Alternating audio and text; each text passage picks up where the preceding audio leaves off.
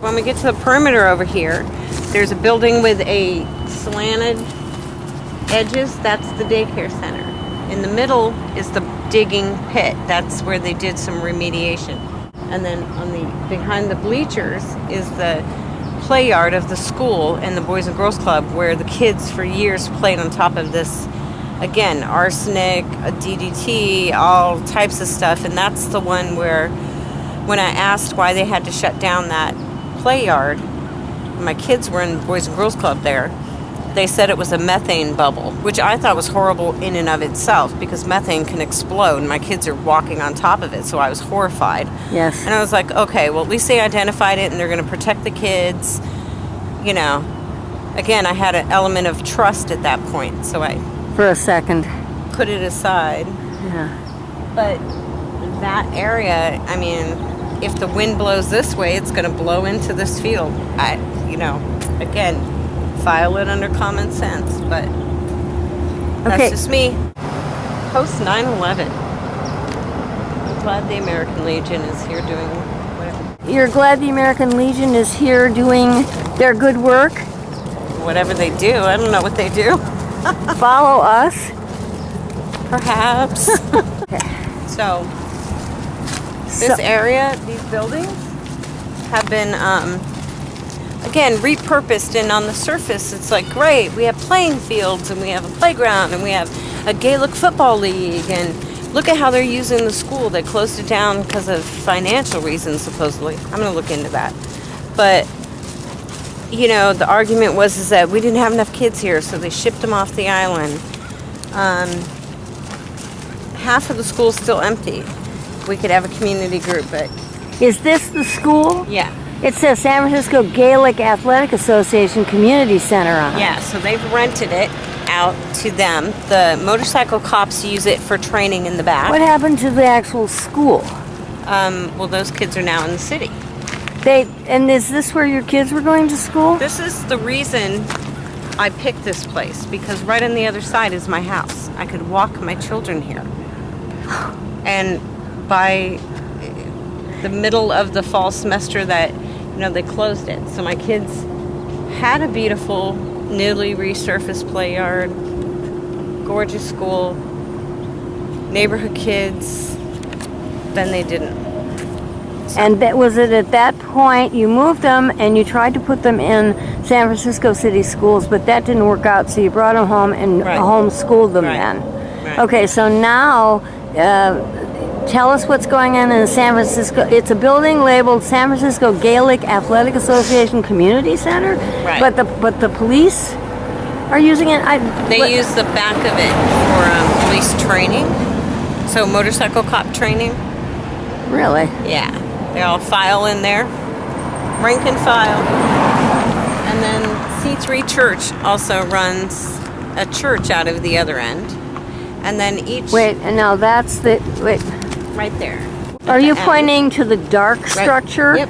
Or the yellow, the end of the yellow structure? At the very end of the yellow structure where the Your gentleman hands over it, so just wait a minute. Okay. Where the gentleman's doing the construction. They're opening a cafe. And that whole auditorium area with the, in the left wing of the old school is now C3 Church, Christian City Church. They're a good church. They're not, there's nothing wrong with it. It's just that they have rented out that and renovated that. So that's being used. Again, part of this whole dynamic is we've asked for space to open businesses and to do things, and there's no kind of production. There's nothing made, no leniences for us to learn how to, there's no micro business training or any kind of thing for people to actually be productive and invest in their own community. But everyone from the outside can come in and take whatever they want as long as they have the money to pay for it. So where are people coming from to attend this church? From the city, from San Francisco. Where? All over San Francisco. Are they aware of the toxicity of this place? Have they been told about that? They've been told. Some have faith that God will protect them from everything. Wow. Others have faith or trust in the city telling their pastor that it's safe. I've already told him it's bullcrap. But you know, once again, you can only lead a horse to water. If they want to drink it, I will let them know where a good doctor is. So this is C3 Church Campus?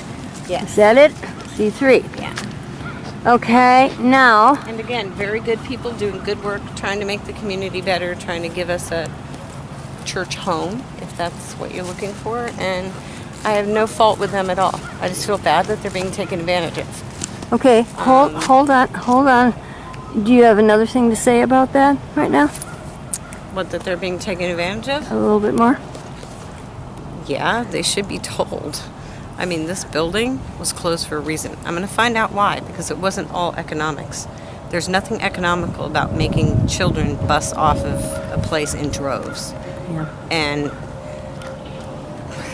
did it sit fallow for a while, unused for a while after they got the kids out? Yes, quite a few years actually. And we had inquired, we had asked, well, can we rent part of it for, businesses, or, the gym has a kitchen, could people who cook start a, little countertop business? Like, is there any way that we can do this? And it was like, well, if you get all the things together, we can rent it to you, but no mention of like discounts for island residents, no encouragement for people to really try to invest in their own community or have local businesses. So it's kind of, I thought that's what tie-dye was supposed to do, but they don't really do that kind of stuff for people. TIHDI. Tie-dye. And again, the intent of tie-dye is awesome. I love any idea of helping people who need the help. I'm not trying to speak down upon them, but I think that if the city would get their noses out of the work that they try to do and stop using them as another tool of theirs to suppress people and suppress their knowledge of what's going on, then they would be more effective in what I believe their mission is. So tell us again what TIHDI stands for. It's Treasure Island Homeless Development Initiative. It's a nonprofit that oversees about 20 agencies on the island and houses quite a few of the participants in those programs. And again, I think their intent is good, but they're being muscled out of being effective by the constraints put on them through TIDA in the city. They have to do what they're told or they lose all of the option to help anyone. That's a hard position to be in. Mm-hmm. So where I would stand up and give them the Transamerica finger, not everyone's like that. Not everyone is willing to give all that up.